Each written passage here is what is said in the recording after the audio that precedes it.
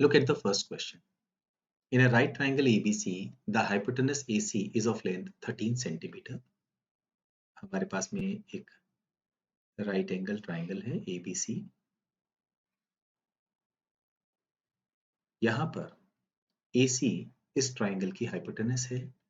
P वो point है जहां 90 डिग्री का एंगल बन रहा है. लेंथ ऑफ AC हमें गिवन है 13 centimetre.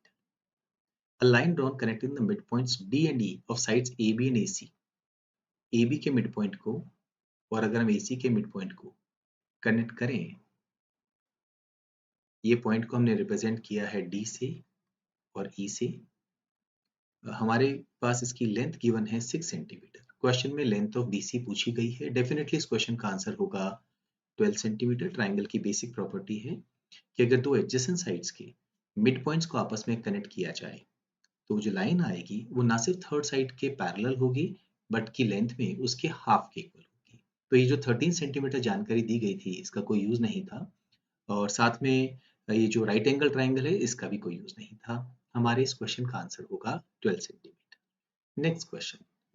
In a 400 meter race, Ashok beats Bipin and Chandan respectively by 15 seconds and 25 seconds. Ashok को हम लेटर ए से, बिपिन को लेटर बी से और चंदन को लेटर सी से रिप्रेजेंट करें तो ए बी को 15 सेकंड से और ए सी को 25 सेकंड से बीट कर सकता है. इसका मतलब है अगर हम बिपिन और चंदन का कंपैरिजन करें तो बिपिन चंदन को 10 सेकंड से बीट कर सकता है.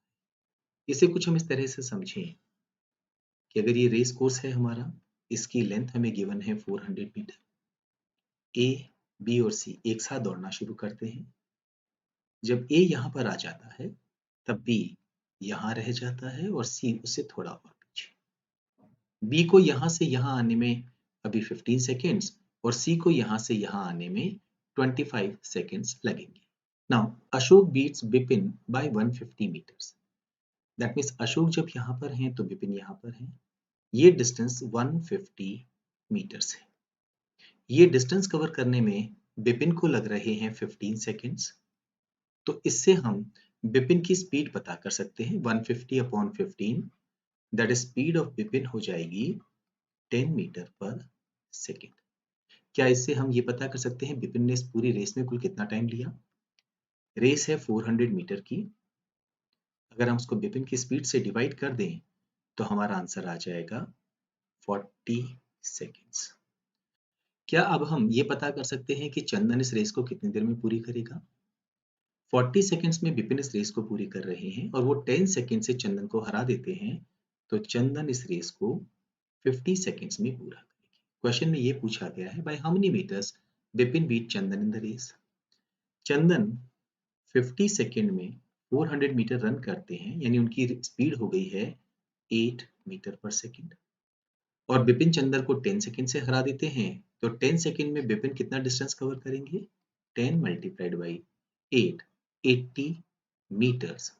फोर्थ ऑप्शन हमारे क्वेश्चन का आंसर होगा. Next question. The sum of the squares of all the roots of the equation is.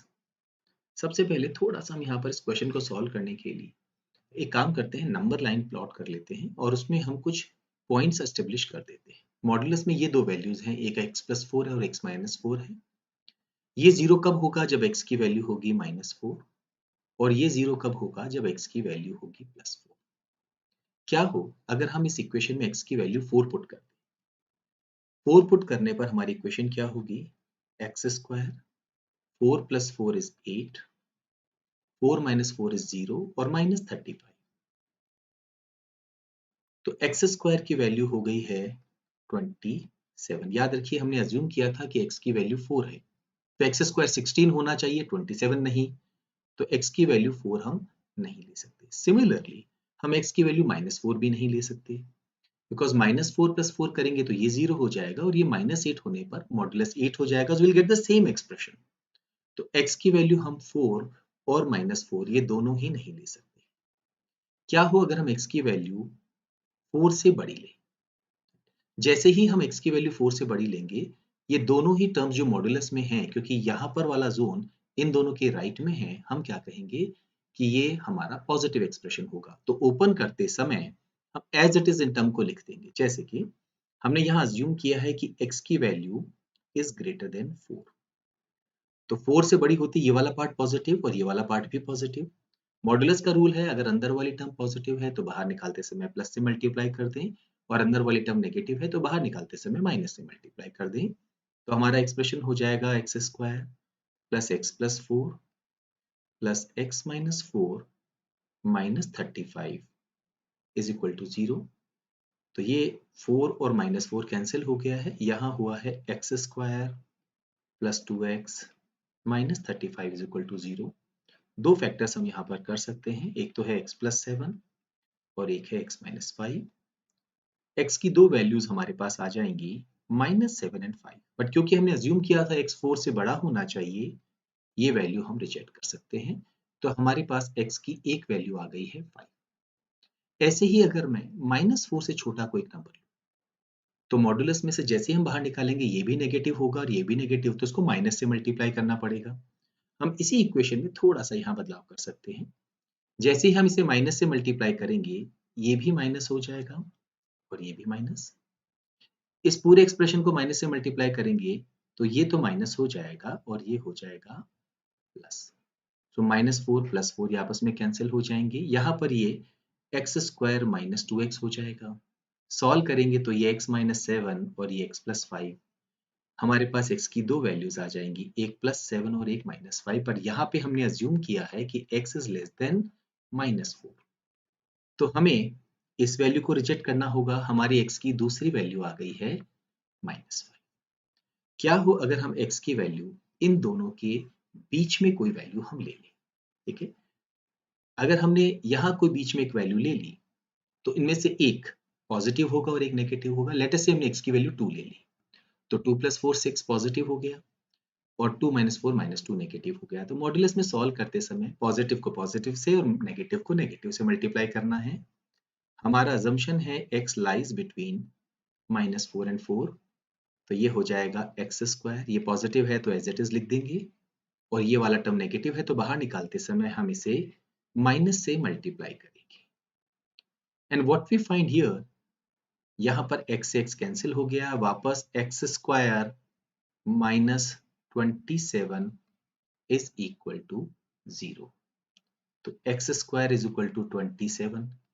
X की वैल्यू हर हालत में 4 से बड़ी है या -4 से छोटी है, ये बीच में एक्स की वैल्यू एक्सेप्टेबल नहीं है।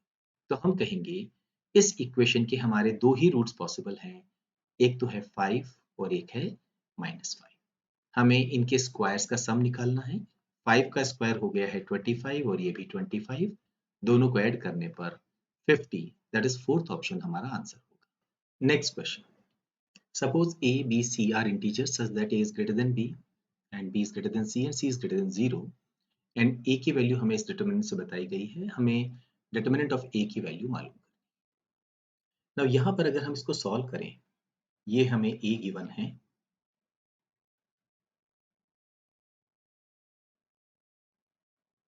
a b c b c a c a b।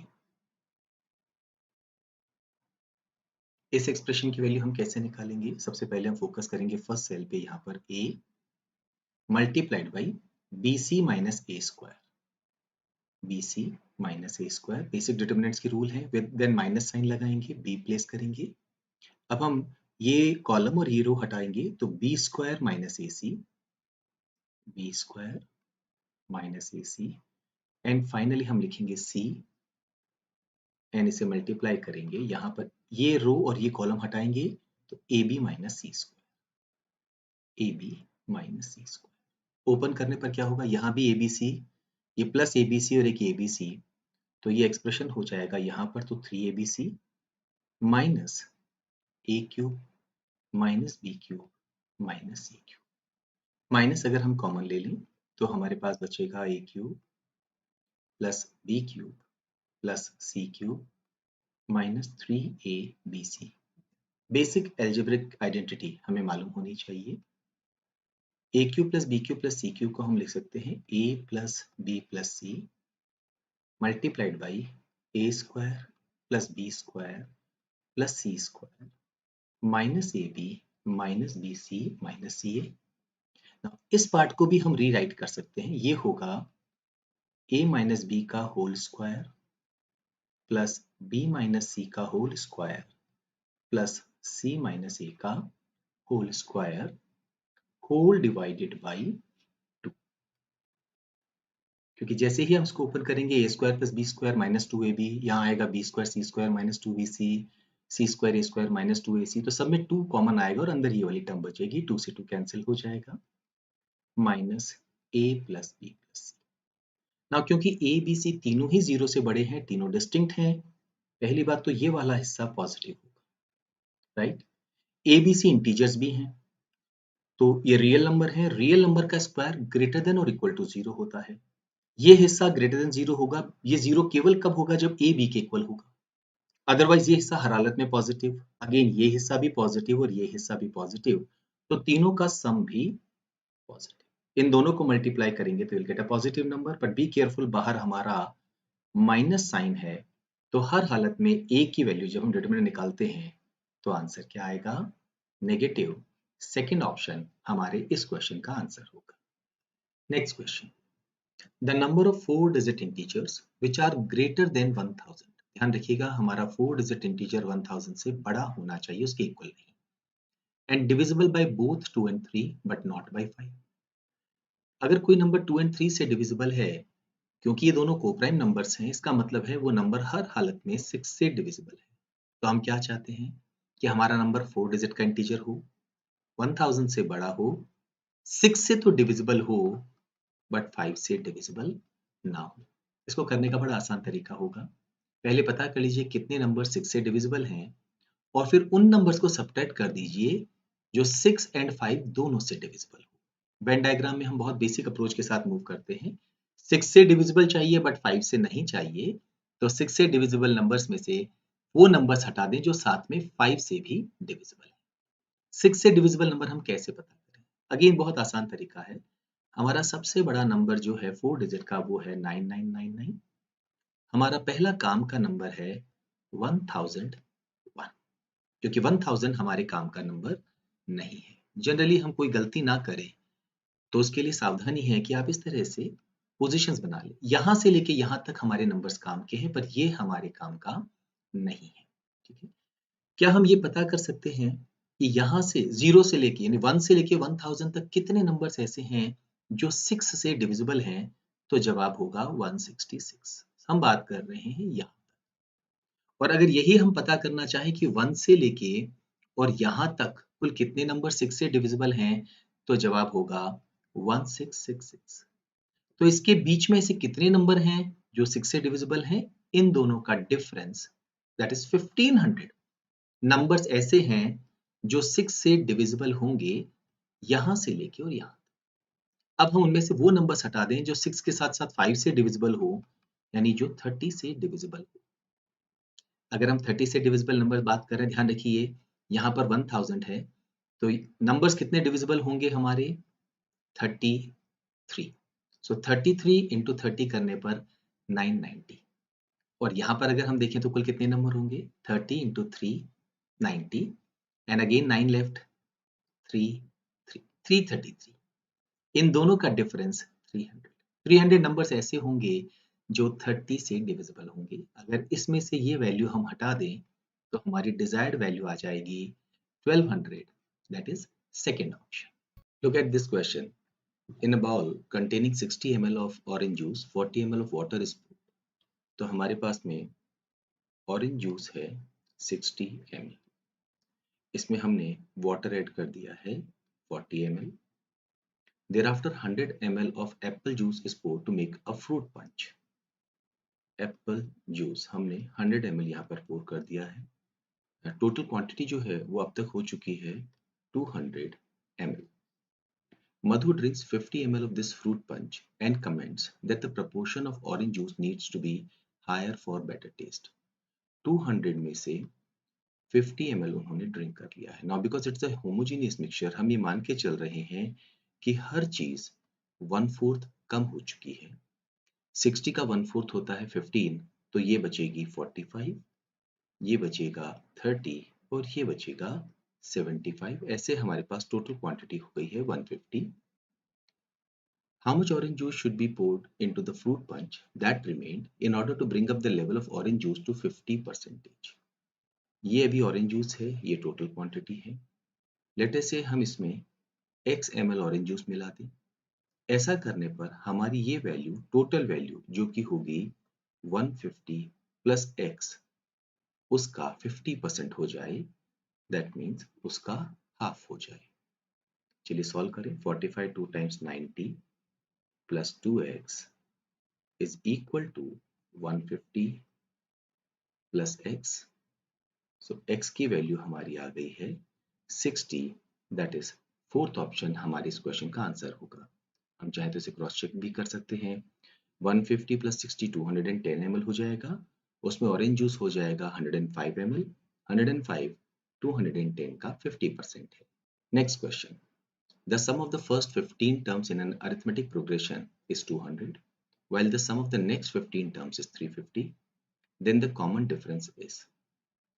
हमारा सम निकालने का अरिथमेटिक प्रोग्रेशन का एक फॉर्मूला होता है, that's n upon 2 twice of a plus n minus 1 into d। पर एक और बेसिक कंसेप्ट है जो बड़ा इंपॉर्टेंट कंसेप्ट है। आप क्या करें, गिवन नंबर ऑफ टर्म्स का मिडिल टर्म निकालें और उसे नंबर ऑफ टर्म से मल्टीप्लाई कर दें, तो आपके पास सम आ जाएगा।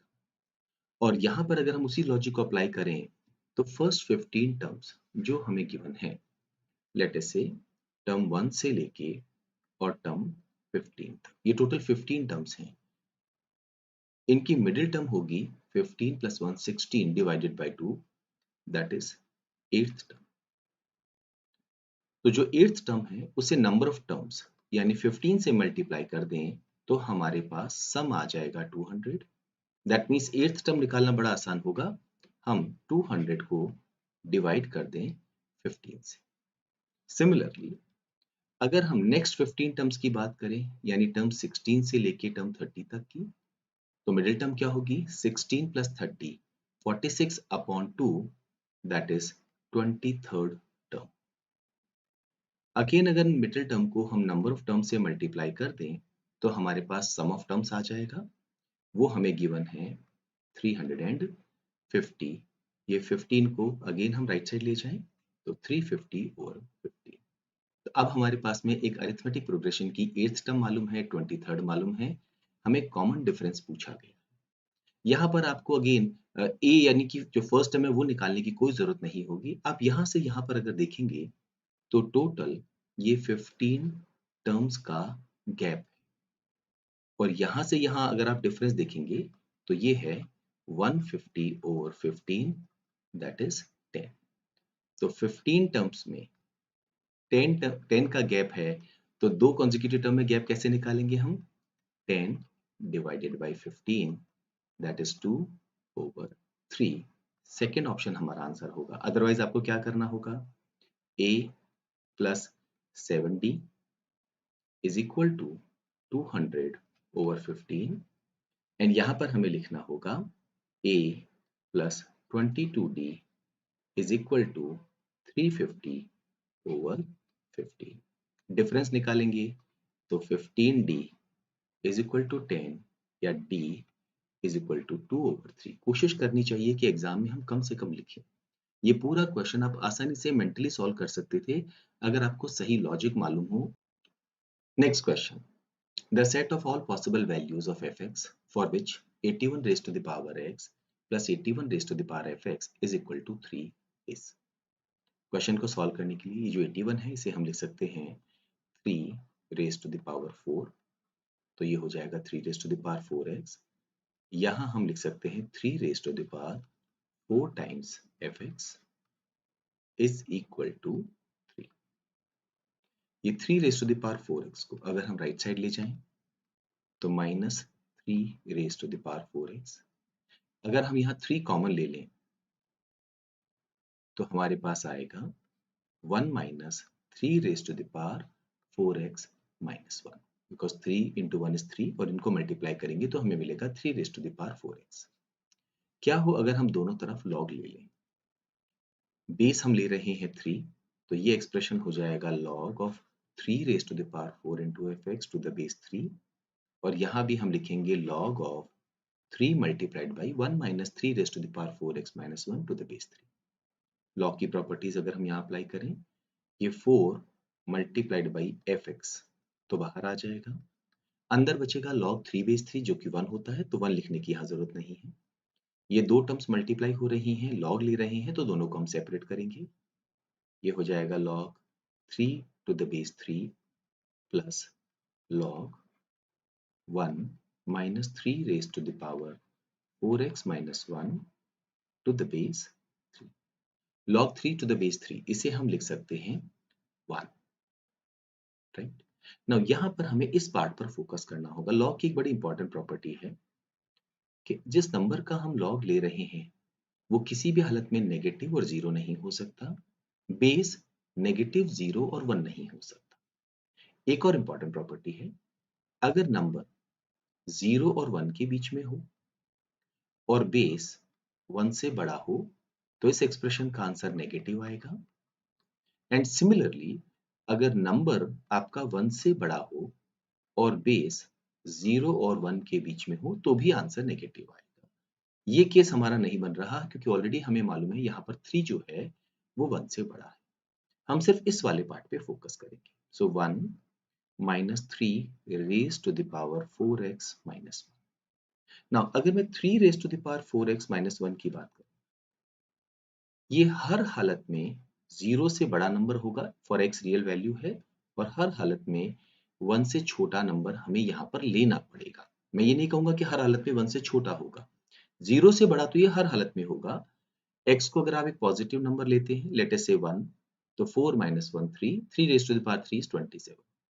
पर अगर आपने मान लीजिए x की जगह लिख दिया है कोई एक नेगेटिव नंबर, से आपने लिखा है यहाँ पे -1/2, तो ये हो जाएगा -2, और -2 एंड -1 -3, तो ये एक्सप्रेशन हो जाएगा 1/3 रेज टू द पावर 3। पर हर हालत में ये मोर देन 0 होगा।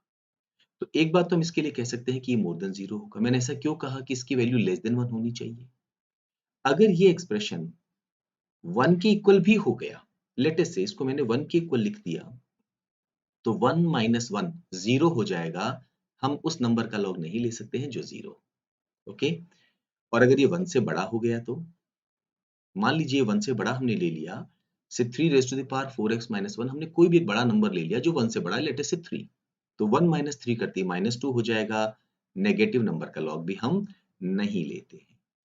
तो यहाँ पर एक बात तो कंफर्म है कि हमारा ये जो टर्म है इसकी वैल्यू हर हालत में 0 और 1 के बीच में होगी। अब अगर इस पोर्शन को हम हटा दें और हम ये कहें कि ये वाला जो भी नंबर है, लेट अस से ये n है, ये 0 और 1 के बीच में है, बेस 1 से बड़ा है, तो ये ओवरऑल एक्सप्रेशन हर हालत में क्या होगा?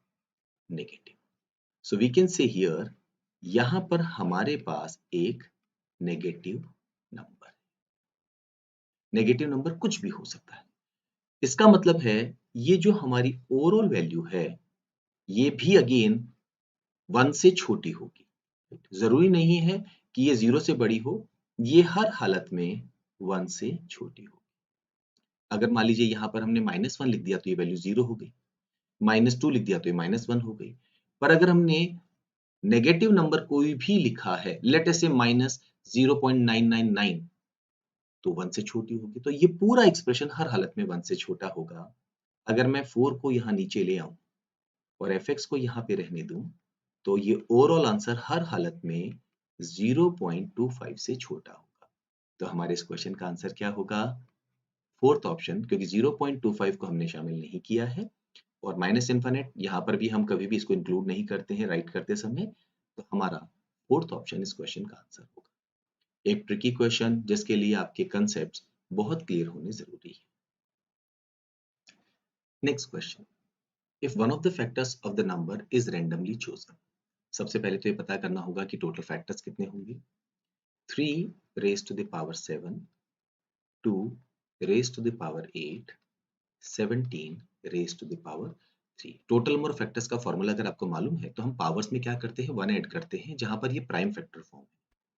प्राइम फैक्टर फॉर्म में बेस प्राइम नंबर होना चाहिए और एक दूसरे से डिस्टिंक्ट होना चाहिए, और पावर नेचुरल नंबर होना चाहिए।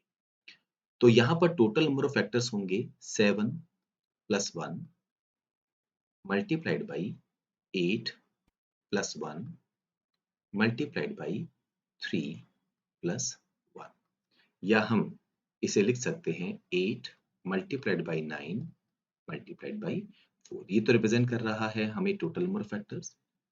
If one of the factors is randomly chosen, what is the probability that the chosen factor will be a perfect square? हम चाहते हैं कि वो फैक्टर परफेक्ट स्क्वायर की शर्त क्या है?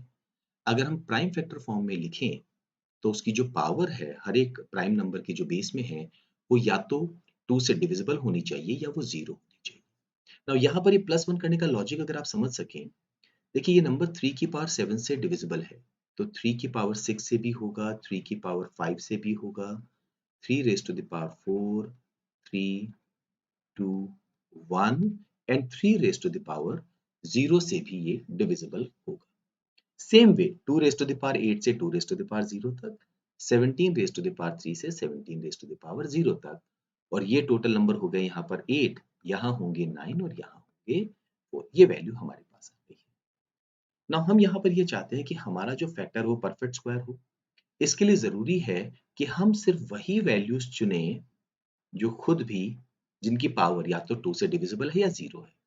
जैसे 3 raised to the power 6, 4, 2 and 0। तो हम कहेंगे यहाँ पर हमारे फेवरेबल केसेस हैं 4 and what about here 2 raised to the power 8 हमारे काम का है, 2 raised to the power 6, 2 raised to the power 4, 2 raised to the power 2 and 2 raised to the power 0, यानी ऐसे 5 नंबर्स हमारे काम के हैं। And finally 17 raised to the power 0 and 17 raised to the power 0, 2 and 0। अगर हम इन चार फैक्टर्स को लें, इनको लें और इन्हें लें और आपस में इनको मल्टीप्लाई भी कर दें तो जितने भी फैक्टर्स हमारे बनेंगे वो सब परफेक्ट स्क्वायर्स होंगे। तो 4 multiplied by 5 multiplied by 2, 4 into 2 8 cancel हो गया है, 5/36 फोर्थ ऑप्शन हमारा आंसर होगा। Next question, the set of real values of x for which the inequality holds. Log से जुड़ी हुई प्रॉपर्टीज मालूम होनी चाहिए। लॉग ऑफ 8 को हम लिख सकते हैं 2 raised to the power 3 और 27 को हम लिख सकते हैं 3 raised to the power 3। Log की प्रॉपर्टी है किस तरह से पावर्स हों अगर नंबर और बेस में तो उन्हें हम बाहर ले सकते हैं। नंबर की पावर बाहर आएगी न्यूमरेटर पे और बेस की पावर बाहर आएगी डिनोमिनेटर पे, और अंदर हमारे पास बचेगा लॉग 2 बेस 3। 3/3 1 होता है, ये हम हटा सकते हैं, तो log 8/27 को हम लिख सकते हैं log 2 to the base 3 less than और equal to log x base 3 less than. Right side पे फोकस करिए। 9 raised to the power 1 over log 3 base 2। log की एक बड़ी बेसिक प्रॉपर्टी है कि जब भी एक लॉगरिथमिक टर्म को आप न्यूमरेटर से डिनोमिनेटर या डिनोमिनेटर से न्यूमरेटर पे लेके जाएंगे तो नंबर और बेस अपनी पोजीशन से इंटरचेंज कर लेंगे। तो log 3 बेस 2 को जैसे ही हम न्यूमरेटर पे लेके जाएंगे यहाँ पावर में, ये हो जाएगा log 2 बेस 3। 9 इसे हम लिख सकते हैं 3 स्क्वायर। थ्योरी ऑफ इंडाइसिस की प्रॉपर्टी लगाएं तो ये पावर मल्टीप्लाई हो जाएगी, तो ये हो जाएगा 2 into, so we can write it as 3 whole raise to the power 2 into log 2 base 3। ये पावर 2 यहाँ जा सकती है क्योंकि लॉग की प्रॉपर्टी है, जैसे अभी हमने कहा था कि पावर अगर नंबर पे है तो बाहर आ सकती है, बाहर है तो ऊपर भी जा सकती है, तो ये यहां से हम इसे हटा दें, 2 स्क्वायर बन जाएगा 4। यहाँ पर अगेन लॉग का एक बड़ा इंपॉर्टेंट रूल काम आता है कि अगर आपके पास में लेट अस से एक नंबर आपने लिखा है a और इसकी पावर में log of n to the base a, अगर ये दोनों सेम है तो इस एक्सप्रेशन का हमारा आंसर होगा n। दैट मीन्स यहाँ पर इस पूरे एक्सप्रेशन की वैल्यू हमारी क्या हो जाएगी 4। तो इससे एक चीज तो हमें पता चल गई, अगर हम फर्स्ट टू को कंपेयर करते हैं तो ये 3 और 3 तो सेम हो गया। x हर हालत में ग्रेटर देन और इक्वल टू 2 होना चाहिए। इनइक्वालिटी का अगेन एक रूल है कि अगर दोनों तरफ आपने लॉग लिया है और आपका बेस 1 से बड़ा है तो आप लॉगरिथम जो लिया हुआ है उसे आप हटा सकते हैं, साइन ऑफ इनइक्वालिटी चेंज नहीं होगा। दैट मीन्स यहाँ पर 2 less than equal to x, या हम कहेंगे x is greater than equal to 2। 2 को हमें शामिल करना है, इसलिए थर्ड और फोर्थ ऑप्शन तो हमारे हाथ से चले गए हैं। ओके, सिमिलरली अगर हम इन दोनों पे फोकस करें तो यहाँ पर भी इनइक्वालिटी का रूल है कि जब हम लॉगरिथमिक एक्सप्रेशन को ओपन करते हैं तो ये हो जाएगा x और ये होगा 3 raise to the power 4 log of n to the base a। अगर x गिवन हो तो log में हम इसे लिखते हैं n is equal to a raised to the power x। Inequality के केस में भी कोई फर्क नहीं पड़ता है, बस सब कुछ इस बात पे डिपेंड करता है कि आपने जो बेस लिया है वो 1 से छोटा है या बड़ा है। क्योंकि मैंने बेस 1 से बड़ा लिया हुआ है यहाँ पर, तो साइन ऑफ इनइक्वालिटी चेंज नहीं होगा। दैट मीन्स x की वैल्यू शुड बी लेस देन 81। तो it should be greater than equal to 2 and less than 81। First option हमारे इस क्वेश्चन का आंसर होगा। Look at this question. A set of all possible values the function fx is equal to x over modulus x where x is not equal to 0 takes is fx हमें given है किसके equal x divided by modulus x के। x की value 0 नहीं है, तो अगर ये 0 नहीं है तो कोई पॉजिटिव नंबर होगा या कोई नेगेटिव नंबर होगा, रियल वैल्यू है। लेट अस से x की वैल्यू हमने एक पॉजिटिव नंबर ले लिया, जरूरी नहीं कि हम इंटीजर लें, ऐसे 3.1। तो जब हम 3.1 का मॉड्यूलस निकालेंगे तो हमारी वैल्यू आएगी 3.1। हमारा आंसर fx का होगा 1। बट यहाँ पर अगर हम x की जगह मान लीजिए लिख देते -2.5, तो x की जगह -2.5, लेकिन जैसे ही हम -2.5 का मॉड्यूलस लेंगे डिनोमिनेटर पे वैल्यू आएगी 2.5, तो हमारे fx की वैल्यू होगी -1। सो देयरफॉर fx की सिर्फ दो पॉसिबल वैल्यूज है यहाँ पर, एक तो है +1 और एक है -1। सेकेंड ऑप्शन हमारा आंसर होगा। Next question. In how many ways can the letter of the word management be arranged such that no two vowels appear together? कोई भी दो वोवल साथ नहीं आनी चाहिए। पहले तो हम यहाँ पर जरा लेटर्स पे नजर डालें। M हमारे पास दो बार है, A दो बार है, N भी दो बार है, E भी दो बार है और G और T एक एक बार है। हम ये चाहते हैं कि हमारे कोई भी दो वोवल साथ ना आए। ये जरूरी नहीं कि ए और ए साथ नहीं आने चाहिए, यहाँ तक कि ए और ई भी साथ नहीं आने चाहिए, ए और ए साथ नहीं आने चाहिए, ई और ई साथ नहीं आने चाहिए। तो रेस्ट्रिक्शन सिर्फ वोवल्स पर है। एक बार वोवल्स पर हम फोकस नहीं करेंगे। अगर हम बाकी बचे हुए 6 लेटर्स को अरेंज करना चाहें, दैट मीन्स दो तो हमारे पास एम है, दो एन है, एक जी है और एक टी है। इन 6 लेटर्स को अरेंज करने का हमारा तरीका क्या होगा? 6 factorial divided by 2 factorial 2 factorial. m दो बार आ रहा है और n दो बार आ रहा है, इसलिए हमने 2 फैक्टोरियल से डिवाइड किया। नाउ अगर हम देखें कि ये 6 पोजीशंस पे हमने 6 लेटर्स को अरेंज कर दिया है, हमें ये पता करना है कि इन्होंने वॉवल्स के लिए कितनी पोजीशंस क्रिएट की है, क्योंकि हम चाहते हैं कि कोई भी दो वॉवल साथ ना आए। वी कैन से 1 2 3 4 5 6 एंड 7। ये जो 7 पोजीशंस हैं, इनमें से अगर हम कोई भी 4 पोजीशन चुन लें, देन वी कैन एंश्योर कि हमारे वोवल साथ नहीं आ रहे हैं, कोई भी दो। So out of the 7 positions हमें सेलेक्ट करनी होगी 4 पोजीशंस, 7 सी 4 वेज। लेट अस से हमने ये एक पोजीशन सेलेक्ट की है, ये सेलेक्ट की है, ये सेलेक्ट की है और से ये सेलेक्ट की है। इसका मतलब है आप देखेंगे कि यहाँ पर ये जो कॉन्सोनेंट्स हैं ये तो साथ आ रहे हैं, पर कोई भी वॉवल साथ में नहीं आ रहा है। तो पहले तो हमने 4 पोजीशन सेलेक्ट की वॉवल्स के लिए। जनरली इस तरह के क्वेश्चंस आपने किए होंगे जहां बॉयज एंड गर्ल्स को अरेंज करना होता था और आपसे कहा जाता था no two girls should sit together. तो हम पहले उन्हें अरेंज करते हैं जिन पे कोई रेस्ट्रिक्शन नहीं है।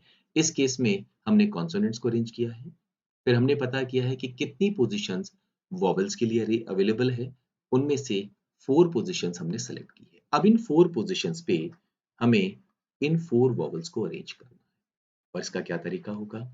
4 फैक्टोरियल डिवाइडेड बाई ए 2 टाइम्स आ रहा है तो 2 फैक्टोरियल, ई 2 टाइम्स आ रहा है तो 2 फैक्टोरियल। सॉल्व करते ही हमारा आंसर आ जाएगा।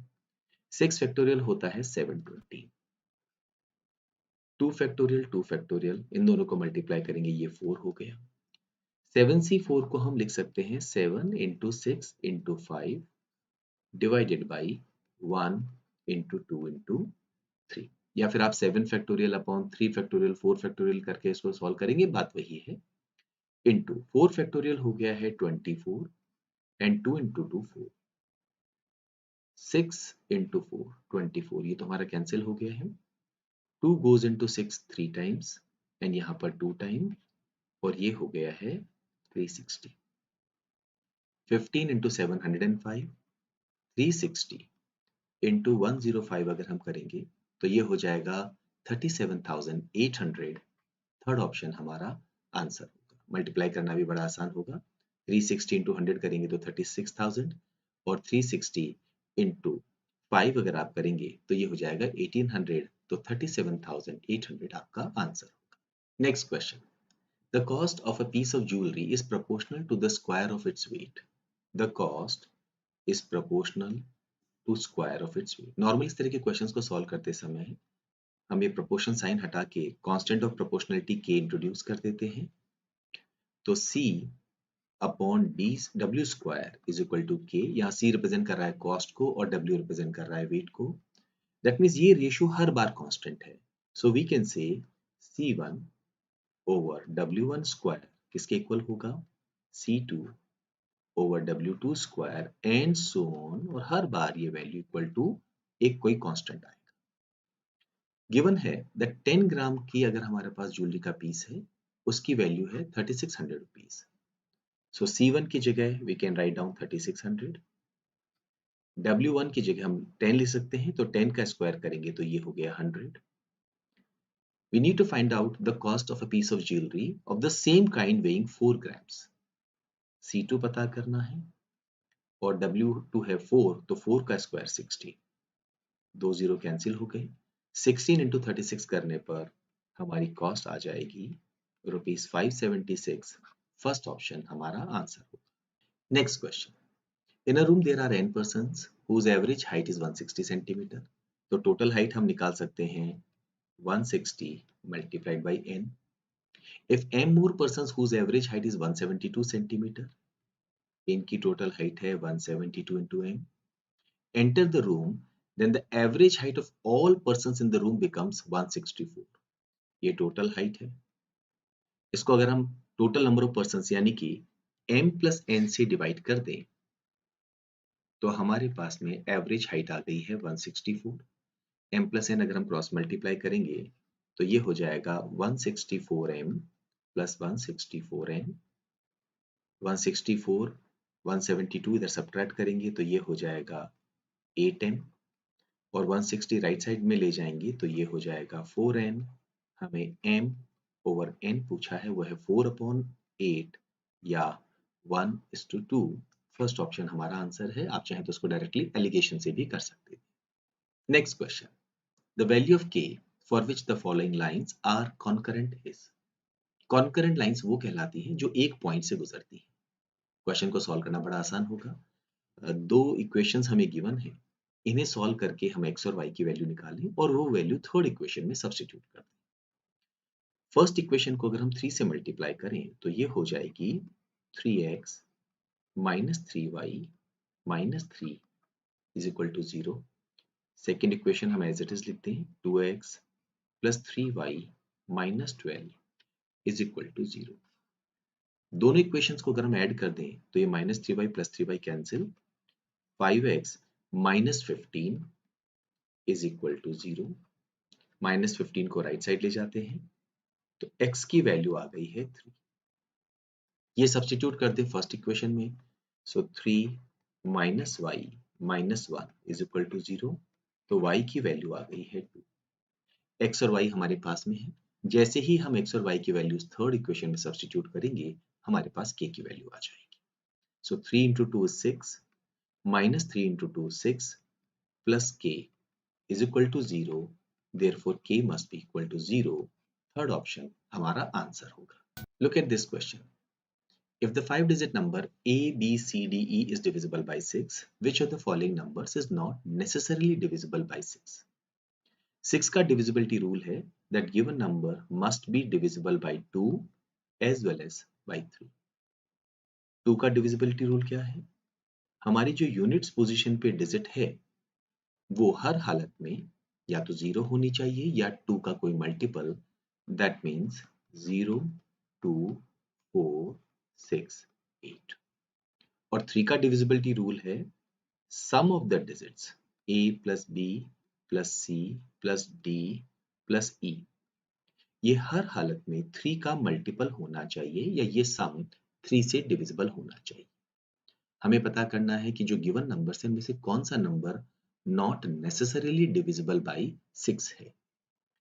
सी डी बी ए ई, ये नंबर हर हालत में 6 से डिविजिबल होगा क्योंकि ई यूनिट्स पोजीशन पे है तो 2 से डिविजिबिलिटी तो कंडीशन फुलफिल हो रही है, और ए बी सी डी ई ये 5 डिजिट्स का सम हमें निकालना होगा 3 से डिविजिबिलिटी के लिए। ऑर्डर बदल देने से सम में कोई डिफरेंस नहीं आता।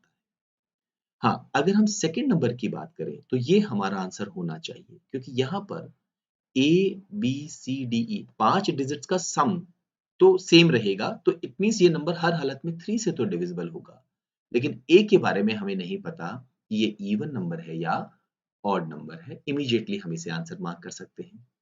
What about this case? यहाँ देखेंगे तो बी 2 बार आ रहा है, ए 2 बार है, सी भी 2 टाइम्स है, डी भी 2 टाइम्स है और ई भी 2 टाइम्स है। तो इन सब का sum a plus B plus C plus D plus E का डबल होगा। डबल होते ही हर हालत में ये नंबर 3 से डिविजिबल है, और क्योंकि लास्ट डिजिट हमारी e है, ये नंबर 2 से भी डिविजिबल होगा। सो 6 से तो होगा ही होगा, इसे भी हटा सकते हैं। ई ई ई, अगर हम 0 लेते हैं तो ये नंबर हो जाएगा 0 0 0। हम कहते हैं कि सी 0 जो है वो 6 से डिविजिबल है। थोड़ा सा यहाँ पे हमें केयरफुल रहना होता है। लेकिन अगर ई की वैल्यू हमने कोई भी इवन नंबर ले लिया, 2 ले लिया तो ये सम हो गया 6, ये हर हालत में 6 से डिविजिबल होगा।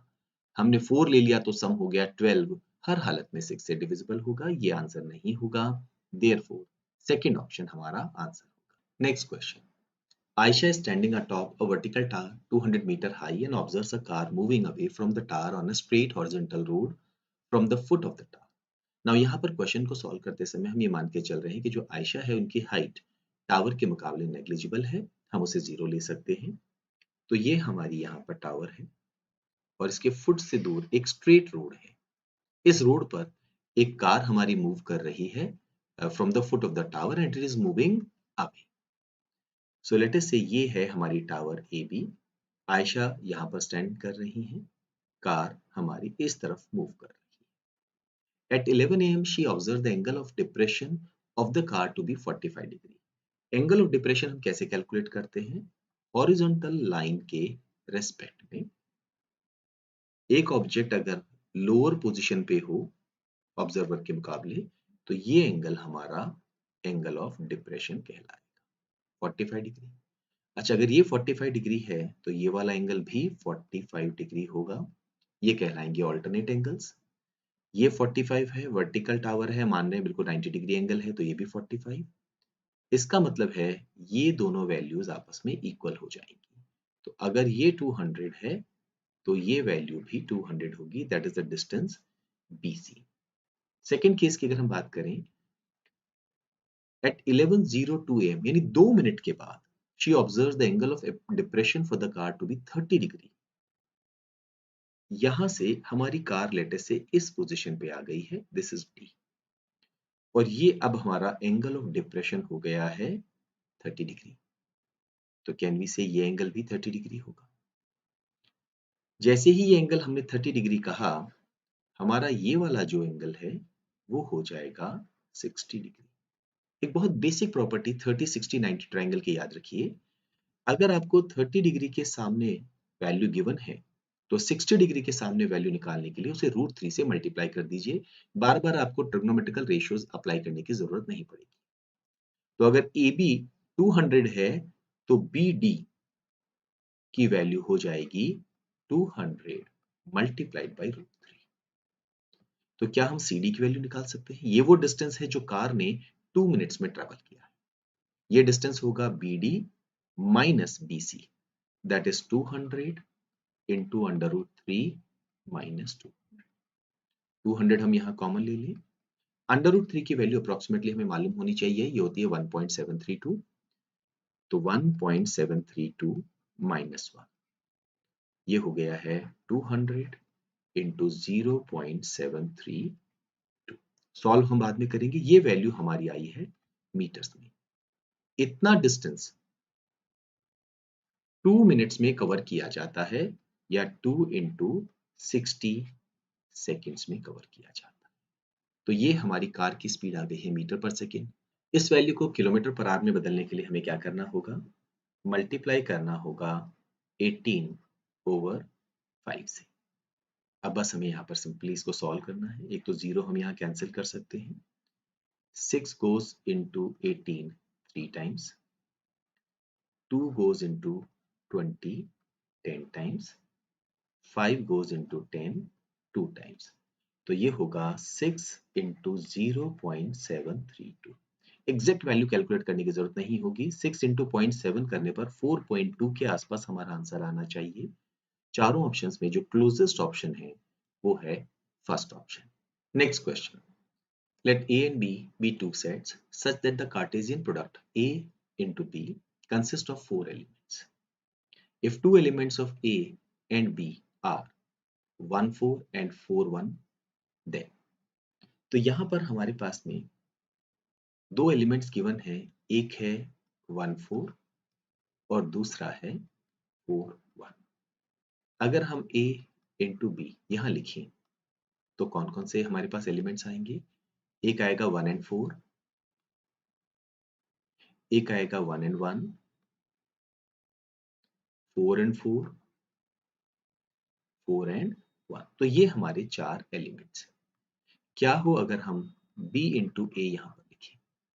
तो 4 into 1 एक हो गया, 4 into 4 ये हमारा दूसरा हो गया, 1 into 1 ये हमारा तीसरा हो गया और 1 into 4 ये हमारा चौथा हो गया। सो व्हाट वी फाइंड कि A into B किसके इक्वल है?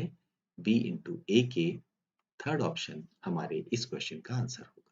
Next question, when the square of the difference of two natural numbers is subtracted from the square of the sum of the same two numbers and the result is divided by 4, then what we get? Suppose हमारे पास वो दो natural numbers हैं, वो हैं A and B। हमें क्या चाहिए? Square of the difference of two natural numbers। Difference, let us say A एक higher number है, इनके difference के square को हमने subtract किया है। किससे? From the square of the sum of the same two numbers। सम निकालिए और इसका स्क्वायर कीजिए।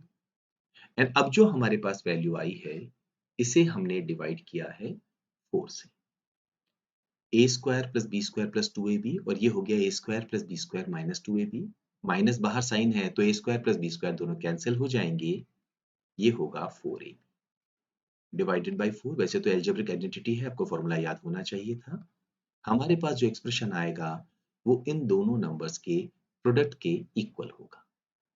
एलसीएम एंड एचसीएफ से जुड़ी हुई एक बड़ी इंपॉर्टेंट प्रॉपर्टी है। अगर दो नेचुरल नंबर्स हमें गिवन है तो उनका प्रोडक्ट हमेशा उनके एलसीएम और एचसीएफ के प्रोडक्ट के इक्वल होता है। तो हमारे इस क्वेश्चन का आंसर होगा, जो रिजल्टिंग सॉल्यूशन हमारे पास आया, जो वैल्यू आई है वो इक्वल होगा प्रोडक्ट ऑफ नंबर्स के, या हम कह सकते हैं product of LCM and HCF of the two numbers. Third option answer होगा। Next question, the lengths of the sides of a triangle are x, 21 and 40, where x is the shortest side. A possible value of x is। Triangle की बहुत basic property है, sum of any two sides should be greater than the third side। या आप इसको यूं कह सकते हैं कि sum of two smaller sides should be greater than the larger side। तो यहाँ पर हमारी लार्जेस्ट साइड क्या है? 40। तो हर हालत में x और 21 का सम बड़ा होना चाहिए। किससे? 40 से। x की वैल्यू हर हालत में 19 से बड़ी होनी चाहिए। लेकिन ध्यान रखिए क्योंकि सबसे छोटी साइड है तो ये 21 से तो छोटी होनी चाहिए। ऑप्शन में अगर हम नजर डालते हैं तो second, third and fourth option तीनों को रिजेक्ट कर सकते हैं। एक ही वैल्यू है x की जो इस कंडीशन को फुलफिल कर रही है, वो है फर्स्ट ऑप्शन, और यही हमारा आंसर होगा। Look at this question, let A has elements 1 2 and 3, B has elements A and B, assuming all relations from set A to set B are equally likely, what is the probability that a relation from A to B is also a function? हमें सबसे पहले पता करने होंगे number of relations. तो number of relations हमें बताने हैं सेट A से सेट B में। उसका क्या तरीका होगा? A into B में जितने सबसेट्स होंगे वो नंबर ऑफ रिलेशंस होंगे। A इंटू बी में नंबर ऑफ एलिमेंट्स कितने हैं हमारे पास? 3 मल्टीप्लाइड बाई 2 दैट इज 6। और नंबर ऑफ सबसेट्स का हमारा फॉर्मूला क्या होता है? 2 रेज टू द पावर 6। तो जो टोटल रिलेशंस हम यहाँ पर बना सकते हैं वो होंगे 2 रेज टू द पावर 6। हम चाहते हैं कि जो रिलेशन है वो एक फंक्शन भी हो, लेकिन फंक्शन की बड़ी स्पेसिफिक कंडीशंस होती है कि मान लीजिए हमारे पास में ये सेट ए है और ये सेट बी है। ए टू बी जब भी हम कोई रिलेशन को फंक्शन कहते हैं तो उसकी शर्त क्या होती है कि यहाँ पर जो भी हमारे एलिमेंट्स हैं, सपोज ये 1 2 एंड 3 और यहाँ एलिमेंट्स हैं ए एंड बी, इस हर एक एलिमेंट की यहाँ पर एक यूनिक इमेज होनी चाहिए। दैट मीन्स अगर 1 की इमेज ए है तो 1 की कोई दूसरी इमेज नहीं हो सकती है। तो यहाँ पर फंक्शंस हम कैसे पता करेंगे? जो नंबर 1 है इसके पास दो पॉसिबिलिटीज है, या तो इसकी इमेज ए होगी या इसकी इमेज बी होगी। ऐसे ही नंबर 2 जो है इसकी भी दो इमेजेस पॉसिबल हैं, ए एंड बी। और जो 3 है इसकी भी दो इमेजेस पॉसिबल है, a and b. So the total number of functions जो हम बना सकते हैं वो ये रहे। 2 रेज़ टू द पावर 6 होता है 64। 8 अपॉन 64 करने पर हमारे इस क्वेश्चन का आंसर आ जाएगा 1 upon 8, that is fourth option. Now यहाँ बी केयरफुल, क्योंकि हमने 2 इंटू 2 इंटू 2 लिखा है, इसका मतलब हम कैसे समझें कि जैसे मान लीजिए हमने कहा 1 की इमेज है ए, ऐसे ही 2 की इमेज भी ए है, 3 की इमेज भी ए। तो ये एक हमारा फंक्शन हो सकता है यहाँ पर। या फिर हम ऐसा करें कि 1 की इमेज बी हो जाए, 2 की इमेज भी बी हो जाए और 3 की इमेज भी बी हो जाए। This can be another function. So ये दो फंक्शंस हमारे पास हो गए। हो सकता है 1 की इमेज ए हो जाए और 2 की इमेज में भी बी हो जाए, 3 की इमेज में भी बी हो जाए। This is another function. याद रखिए हमने हर एक एलिमेंट की सिर्फ एक ही इमेज यहाँ पर अलाउड है, तभी वो फंक्शन बनेगा। तो इस तरह से हमारे पास यहाँ अच्छी अप्रोच क्या होती है, हम बस ये पता कर ले कि 1 के पास कितने ऑप्शन है, या तो ए या बी। सो वी कैन से 2 ऑप्शंस। 2 के पास में भी 2 ऑप्शंस, 3 के पास में भी 2 options, so total number of functions 8 हो सकते हैं, and hence the desired probability is what? 1 over 8. Next question, हमें a given है, a raised to the power 2022 की वैल्यू पता करनी है। सबसे पहले हम एक काम करें, अगर हमें a स्क्वायर की वैल्यू निकालनी है तो वो हम कैसे निकालेंगे? यहाँ पर हम a की वैल्यू लिख देते हैं 1, 1 अपॉन 2, 0 एंड 0। ऐसे ही हम एक बार a और लिख देते हैं 1 अपॉन 2, 0 एंड 0। सॉल्व कैसे करेंगे हम? सबसे पहले हम बात करेंगे इस रो और इस कॉलम की। सो 1 into 1 is 1 plus 0 into 1 upon 2 is 0। Next हम बात करेंगे 1 upon 2 into 1 is 1 upon 2 plus 0 into 1 upon 2 is 0। यहाँ पे अगर हम बात करें इस पर्टिकुलर कॉलम के साथ में तो 1 इंटू 0 0 होगा, 0 इंटू 0 बिकॉज ये दोनों ही टर्म 0 हैं, हमें यहाँ पर 0 0 मिलेगा। तो सॉल्व करने पर what we get 1 1 upon 2 0 and 0। तो जो a स्क्वायर है वो किसके इक्वल होगा? a के। सिमिलरली a क्यूब भी किसके इक्वल होगा? a के। a raise to the power 4 भी किसके इक्वल होगा? a के। तो हर बार हमारा आंसर आना चाहिए 1 1 ओवर 2 0 0। फोर्थ ऑप्शन हम अपना आंसर मार्क कर सकते हैं। Look at the next question. Theta की वैल्यू 0 और पाई बाई 4 के बीच में है। ए बी सी और डी हमें गिवन है। मीडियन वैल्यू निकालनी है सीक्वेंस की। सबसे पहले हमें पता करना होगा इनका असेंडिंग या डिसेंडिंग ऑर्डर क्या है, और जो हमारी बीच की दो वैल्यूज होंगी उनका एवरेज लेने पर हमारी डिजायर्ड वैल्यू आ जाएगी। हमें जो साइन कर्व है और कोसाइन कर्व है वो थोड़ा मालूम होना चाहिए। ये हमारा साइन कर्व है, 45 डिग्री को हम कहते हैं पाई ओवर 4। 45 डिग्री यानी पाई ओवर 4 पे हमारा जो साइन कर्व है और कोसाइन कर्व है उनकी वैल्यू बिल्कुल सेम होती है, बट क्योंकि थीटा की वैल्यू 0 और पाई बाई 4 के बीच में है तो हम ये कहेंगे कि इस रेंज में हर बार जो कोसाइन कर्व है उसकी वैल्यू हाई आएगी। मतलब किसी भी एंगल के लिए जो 0 और पाई बाई 4 के बीच में है, अगर हम cos थीटा निकालेंगे तो वो वैल्यू हायर आएगी, और साइन थीटा अगर हम निकालेंगे तो वो वैल्यू लोअर आएगी। यहाँ पर हमें कंपैरिजन करना है तो एक आर्बिट्रली हम एक वैल्यू ले लेते हैं। Again this is not the systematic way of solving the question, but exam में हमें बहुत शॉर्ट पीरियड में इसको आंसर करना होता है। तो मान लीजिए मैंने यहाँ पर अज्यूम कर लिया है कि हमारा जो साइन थीटा है उसकी वैल्यू है 0.01। तो cos थीटा की वैल्यू से थोड़ी हायर ले सकते हैं, मे बी 0.02 ले लीजिए, 0.03 ले लीजिए। लेट अस से हमने 0.1 यहाँ पर एक वैल्यू ले ली है। इससे हमारी कैलकुलेशन थोड़ी सी फास्ट हो जाएगी। अब हम क्या करें, ए को बी से, ए को सी से, ए को डी से, इस तरह से हम डिवाइड करके इनको आपस में कंपैरिजन कर सकते हैं। मान लीजिए मैं ए को डिवाइड कर देता हूँ बी से। नाउ साइन थीटा की पावर साइन थीटा है और यहाँ कॉस थीटा की पावर साइन थीटा है। तो साइन थीटा की power sine theta, that means 0.01 की पावर 0.01, एंड ऐसे ही कॉस थीटा की पावर साइन थीटा हम कहेंगे 0.1 की पावर 0.01 मल्टीप्लाइड बाई, यहाँ है log cos थीटा बेस 2 और यहाँ पर है log sin थीटा बेस 2। तो log cos theta that is 0.1 base 2 divided by log sin theta 0.01 to the base 2। Calculation fast कर सकते हैं। 0.01 दोनों की पावर में है तो कोई दिक्कत नहीं है। 0.01 अपॉन 0.1 ये हो जाएगा 1 अपॉन 10 और raise to the power 0.01। Okay, next एक बड़ी बेसिक प्रॉपर्टी है लॉग की, अगर इस तरह से बेस सेम हो और हम टर्म्स डिवाइड करें तो ये नंबर तो ऊपर पे लॉग बन जाएगा log 0.1 और ये बेस यहाँ आ जाएगा। ठीक है, इस एक्सप्रेशन की वैल्यू निकालना भी बड़ा आसान है। ये है 10 रेज टू द पावर -1, ये है 10 रेज टू द पावर -2। तो -1 अपॉन -2 बाहर आ जाएगा और अंदर बचेगा log 10 base 10 that is 1। Minus minus cancel. तो इस एक्सप्रेशन की जगह हम यहाँ लिख सकते हैं 1 upon 2। So we can see 10 raise to the power 0.01 करेंगे तो जो भी हमारा आंसर आएगा वो हर हालत में 1 से बड़ा आएगा, बिकॉज 10 एक बड़ा नंबर है और पावर 0.01 का मतलब है हम इसका रूट ले रहे हैं।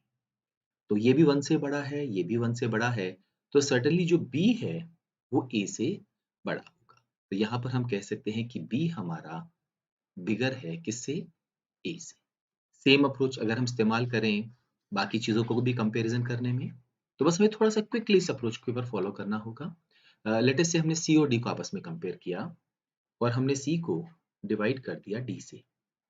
नाउ sin थीटा की power cos theta and sin theta की पावर sin थीटा, तो sin थीटा 0.01 की power cos theta divided by d है हमारा sin थीटा की power sin theta, that is 0.01 to the power 0.01। So sin theta की power cos theta और sin theta की power sin theta multiplied by log cos theta base 2 and log sin theta base 2। Now again हमने यहाँ पर क्या किया, अभी जो हमने कैलकुलेशन की थी log cos थीटा की जगह वहां पर log हमारा cos थीटा, तो we can just write it down here log cos theta 0.1 to the base 2 whole divided by log sin theta 0.01 to the base 2। Again इसको हम रीराइट कर सकते हैं कैसे, इस पार्ट पे फोकस करें, ये हो जाएगा 0.01, right. Again 10 raise to the power -1, 10 raise to the power -2, तो ये पूरा एक्सप्रेशन वापस क्या हो जाएगा हमारा 1/2। एग्जाम में हम ये बार-बार कैलकुलेशन नहीं करेंगे क्योंकि हमें ये मालूम है कि एक बार हमने एक रेशियो निकाल लिया तो उस रेशियो पे फोकस करेंगे। 0.01 हम यहाँ से या तो इसको ऊपर ले जाएं या उसको हम यहाँ पर नीचे ले आएं। अगर हम 0.01 को ऊपर ले जाते हैं तो यहाँ पर ये माइनस हो जाएगा, तो ये वैल्यू हो जाएगी 0.09। So will just write down 0.09। 0.01 हो गया 1/10, so again we'll get the same approach, this is 1/10। तो फिर डिनोमिनेटर, बिकॉज 10 की पावर 0.09 करेंगे ये मोर देन 1 होगा, डिनोमिनेटर 1 से बड़ा है, तो डेफिनेटली हम क्या कहेंगे, हमारा जो d है वो c से बड़ा होगा। ठीक है, we can now compare, let us say b के साथ हम कंपैरिजन कर लेते हैं से d का। p रहा cos थीटा की power sin theta log 2 sin theta, और यहाँ पर d में भी log sin थीटा बेस 2 है, तो log sin थीटा बेस 2 तो कैंसिल हो जाएगा, b ओवर d अगर हम करेंगे तो cos theta that is 0.1 to the power 0.01 divided by d में हम लिखेंगे 0.01 टू द पावर 0.01। अगेन क्या हुआ यहाँ पर, ये 0.01 दोनों की पावर में है 0.1 को 0.01 से डिवाइड करेंगे तो ये हो जाएगा 10। तो हमारा ये पूरा एक्सप्रेशन ऐसा हो जाएगा। And again we can conclude what, that b हमारा डी से बड़ा है। करेक्ट। तो बी डी से भी बड़ा है, बी ए से बड़ा है, डी सी से बड़ा है, इसका मतलब बी सबसे बड़ा है। तो हमारे आंसर में एक तो बी नहीं आना चाहिए किसी भी हालत में। तो फर्स्ट और सेकंड ऑप्शन तो हम इमीडिएटली रिजेक्ट कर देंगे। अब हम जरा कंपैरिजन करना चाहते हैं ए में और लेट अस से सी में, थोड़ा सा उससे भी हमें आइडिया लग जाएगा। अगर हम ए को डिवाइड करें सी से, यहाँ क्या होगा, log cos थीटा बेस 2 है, log cos थीटा बेस 2 है, ये दोनों कैंसिल हो जाएगा। sin थीटा की पावर sin थीटा 0.01 की पावर 0.01, और सी में है sin थीटा की पावर cos थीटा यानी 0.01 की पावर 0.1। ऊपर से टर्म हम नीचे ले आएंगे तो ये हो जाएगा 1/0.01 to the power again 0.1 minus 0.01, so I'll get 0.09. ये क्या हो गया 1/10, तो we can rewrite it as 10 0.09 divided by 1. So again we can say A जो है वो C से बड़ा है, A C से बड़ा है।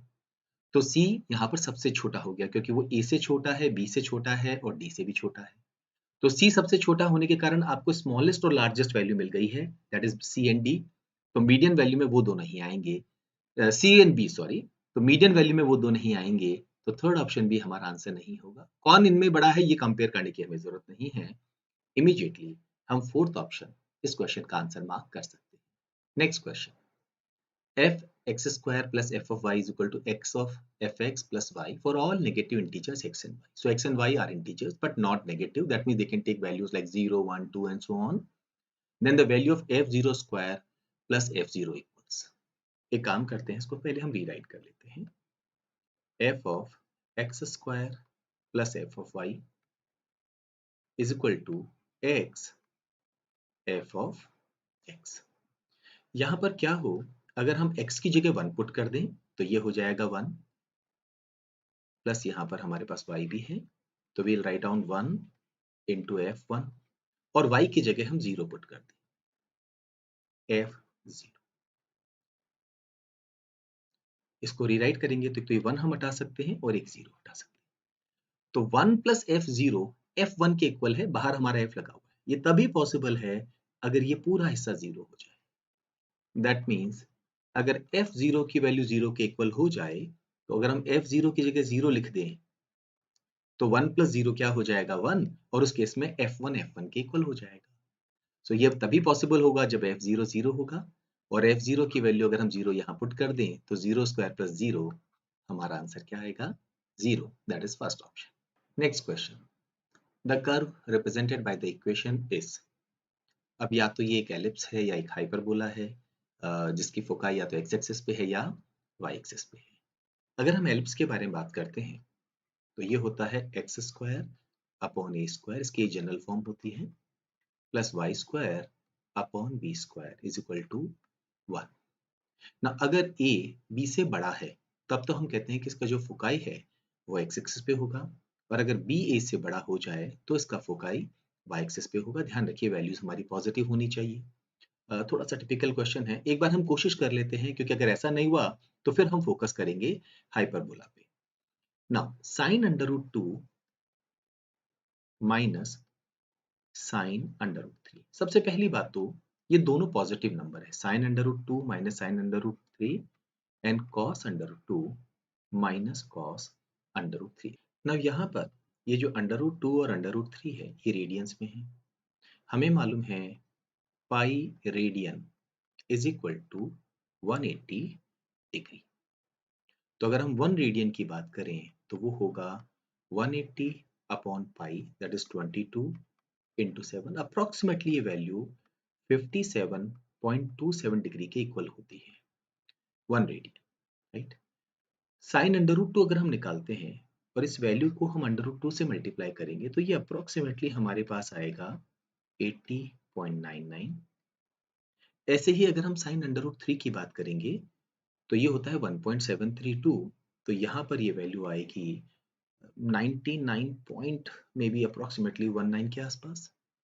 नाउ एक चीज हमें ध्यान रखनी है, ये जो वैल्यू है ये आ रही है सेकेंड क्वाड्रेंट में, ये वैल्यू है फर्स्ट क्वाड्रेंट में। फर्स्ट क्वाड्रेंट में तो सारे ट्रिग्नोमेट्रिकल रेशियोज पॉजिटिव होते हैं, सेकेंड क्वाड्रेंट में सिर्फ साइन पॉजिटिव होता है। तो जब हम cos under root 2 minus cos under root 3 निकालेंगे और हम लिखेंगे cos 80.99 माइनस cos 99.19, क्योंकि ये सेकेंड क्वाड्रेंट में आ गया है और सेकेंड क्वाड्रेंट में कोसाइन की रेशियोज की जो वैल्यू है वो नेगेटिव होती है, तो ये पूरा एक नेगेटिव नंबर होगा और नेगेटिव नेगेटिव ये पॉजिटिव, मतलब हम यहाँ इन दोनों वैल्यूज को, जो भी हमारा आंसर आएगा हम उन्हें ऐड करेंगे, जबकि यहाँ पर हम इनका डिफरेंस निकालेंगे। अब हमें बस ये पता करना है बड़ा कौन सा है। देखिए बड़ा आसान तरीका है, 90 हमारी बीच की एक वैल्यू है, साइन 90 हमें मालूम है 1 होता है, ये वैल्यू 90 के ज्यादा क्लोज है इसके मुकाबले, बिकॉज यहाँ पर गैप है 9.19 का और यहाँ पर गैप लेस देन 9 का है। अगर हम सिर्फ साइन कर्व की बात करते हैं यहाँ पर, सो व्हाट वी फाइंड कि ये हमारा लेटेस्ट से साइन 90 की वैल्यू हमारी यहाँ पे मैक्सिमम आ रही है, तो ये कर्व हमारा इस तरह से रिड्यूस होना शुरू हो जाता है। तो एक एंगल हमारा यहाँ आ रहा है, एक यहाँ आ रहा है, बट क्योंकि ये वाला एंगल 90 के ज्यादा क्लोज है, हम कहेंगे ये वाली वैल्यू इस वाली वैल्यू से बड़ी होगी। तो जब हम डिफरेंस निकालेंगे तो एक बात तो ये पॉजिटिव आएगा आंसर, यहाँ पर भी ये आंसर पॉजिटिव आएगा। दोनों पॉजिटिव आने का मतलब है ये एक एलिप्स है। दूसरा, क्योंकि इन दोनों का हम डिफरेंस निकाल रहे हैं और इन दोनों का हम सम निकाल रहे हैं, बी स्क्वायर हमारी ए स्क्वायर से बड़ा होगा। तो ऐसा होने पर हमारा जो एलिप्स होता है उसकी फोकाई एक्स एक्सिस पे ना होके कहाँ होती है, वाई एक्सिस पे। देयरफॉर थर्ड ऑप्शन हमारे इस क्वेश्चन का आंसर